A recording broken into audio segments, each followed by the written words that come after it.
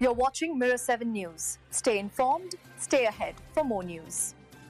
Two separate crashes involving U.S. Navy aircraft occurred within just half an hour in the South China Sea on Sunday, sending shockwaves through the defense community, but, fortunately, leaving all crew members safe. The incidents involved an F/A-18F Super Hornet fighter jet and an MH-60R Seahawk helicopter, both operating from the aircraft carrier USS Nimitz. According to the U.S. Navy's Pacific Fleet, the helicopter went down first, around 2:45 p.m. local time, during what was described as routine flight operations. All three members of its crew were quickly rescued by search and rescue teams. Then, only about 30 minutes later, the Super Hornet fighter also crashed while conducting similar operations.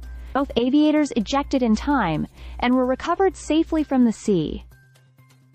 The Navy confirmed that all 5 personnel involved were in stable condition and receiving medical evaluation. Investigations have been launched into both incidents, as officials work to determine whether the two crashes were coincidental or linked by a mechanical or operational issue. President Donald Trump, speaking aboard Air Force One en route from Malaysia to Japan, called the back-to-back crashes very unusual and suggested that bad fuel might be a possible cause, though he emphasized that the investigation would reveal the facts. The Nimitz, one of the world's largest and oldest aircraft carriers, has been active in the region as part of the U.S. effort to maintain freedom of navigation in the South China Sea, an area increasingly seen as a flashpoint for geopolitical tension. China has long claimed sovereignty over most of the strategic waterway, even as several Southeast Asian nations dispute its expansive claims. The U.S. Navy's continued patrols and operations in these contested waters are part of Washington's commitment to ensuring open trade routes and supporting allies in the Indo-Pacific. The timing of these incidents coincides with President Trump's diplomatic tour of Asia,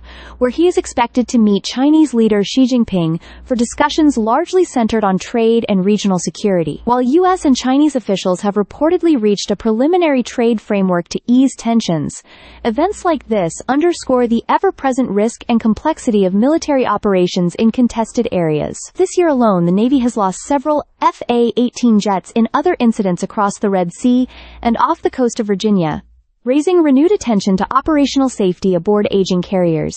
The USS Nimitz, after decades of service and countless deployments, is expected to be retired next year. For now, both crashes are being treated as serious but non-fatal mishaps. Fortunate outcomes in what could have been far more tragic circumstances. Stay subscribed for more videos.